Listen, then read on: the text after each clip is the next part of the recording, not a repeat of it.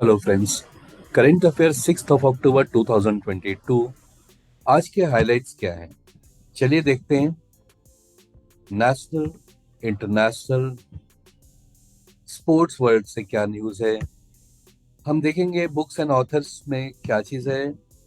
आज तो अनाउंस हुआ है अभी जस्ट थोड़ी देर पहले लिटरेचर के लिए नोबेल प्राइज। तो आज बहुत इंपॉर्टेंट न्यूज़ है आपके लिए। और साथ में और भी क्या चीज़ें जो ट्रेंडिंग में है। तो चलिए शुरू करते हैं। आज का पहला और सबसे इंपॉर्टेंट न्यूज़ वो है author Annie Ernaux bags Nobel prize in literature.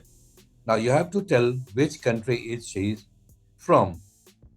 Norway, Sweden, France या Spain? And the right answer is France. जी हाँ, एनी एर्नॉक्स जिनको नोबेल प्राइज लिटरेचर के लिए मिला है वो है फ्रेंच पर्सन। और ये रहा French author Annie Ernaux bag the most prestigious recognition, the Nobel prize in literature in 2022। और क्या है टेक अवेज इसके, देख लेते हैं। The Nobel prize are 5 separate prizes that, according to Alfred Nobel's will of 1895, are awarded to those who, during the preceding year, have conferred the greatest benefit to humankind। तो जिन लोगों ने पिछले साल पूरे इंसान के लिए, ह्यूमन काइंड के लिए जो बहुत ही अच्छा काम किया है, उनको ये 5 सेपरेट एरियाज में प्राइज दिया जाता है।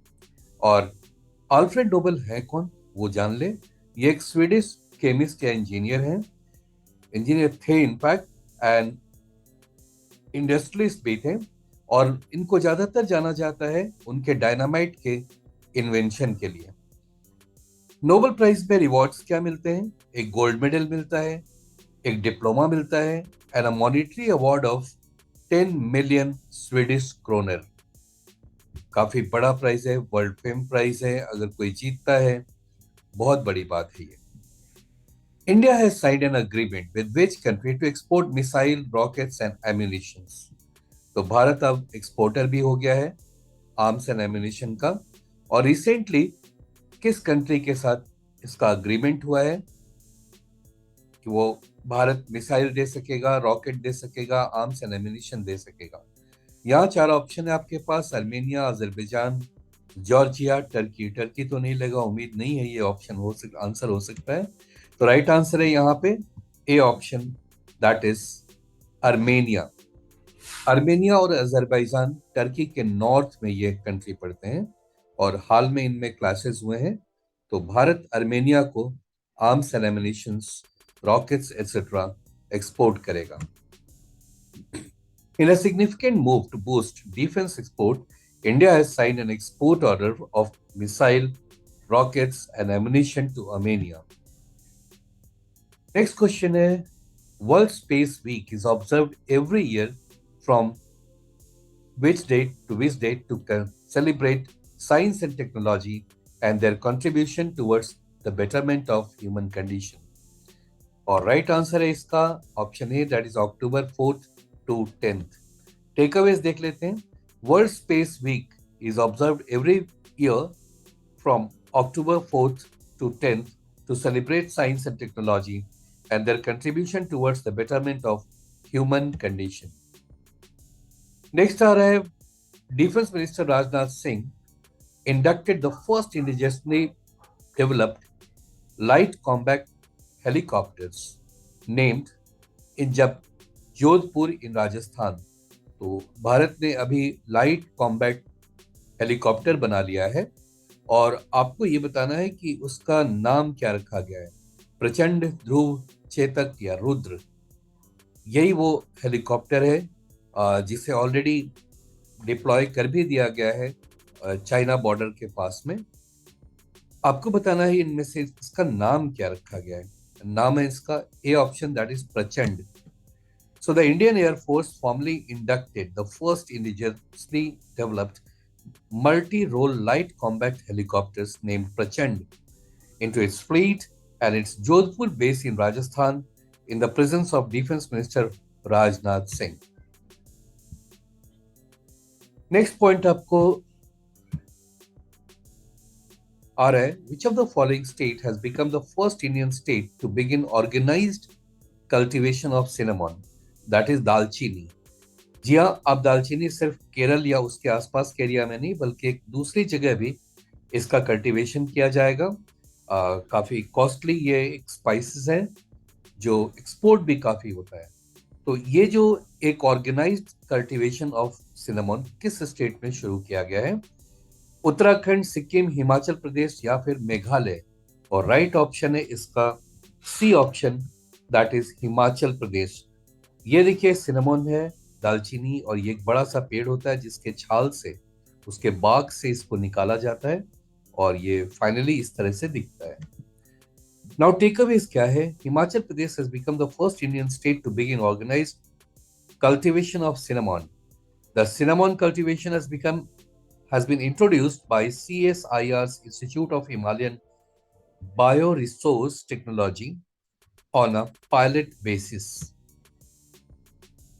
नेक्स्ट पॉइंट फिर आ रहा है आपको नोबेल प्राइज से related. Benjamin list and David W.C. Macmillan have won 2021 Nobel Prize in which of the following category? Benjamin list and David Macmillan, इनको किस एरिया में नोबेल प्राइज दिया गया है? केमिस्ट्री, फिजिक्स, लिटरेचर या फिर peace? And right answer is A, chemistry के लिए दिया गया है। The 2021 Nobel Prize in Chemistry has been jointly awarded to Benjamin List and David W.C. Macmillan. Next आ रहा है, who have been jointly awarded the Nobel Prize in Medicine 2021? अब यहाँ पे 4 ऑप्शन है आपके और राइट आंसर देख लेते हैं, B option, that is David Julius and Ardem Patapoutian. Ardem Patapoutian, इनको मिला है, जॉइंटली इनको दिया गया है Nobel prize in medicine, right? So the Nobel prize in medicine 2021 has been jointly awarded to David Julius and Adam Patapoutian on October 4th for discoveries on receptors for temperature and touch. Both the scientists are from United States.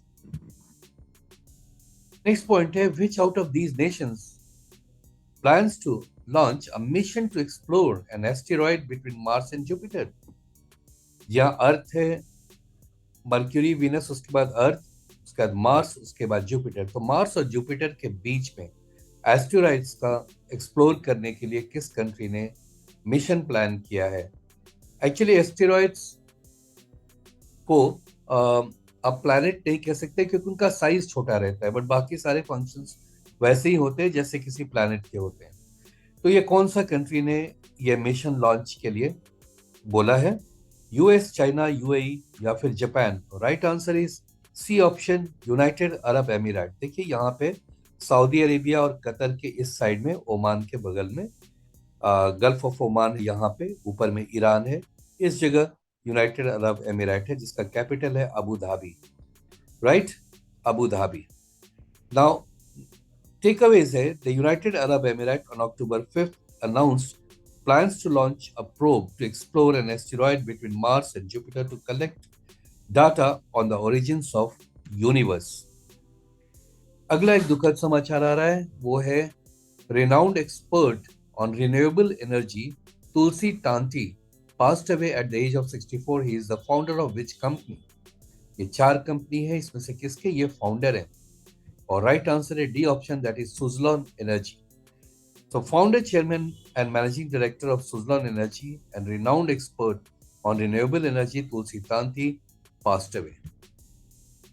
ये थे आज के सारे important news जो national, international, sports, books and authors या फिर जो trading थे। So thank you for watching.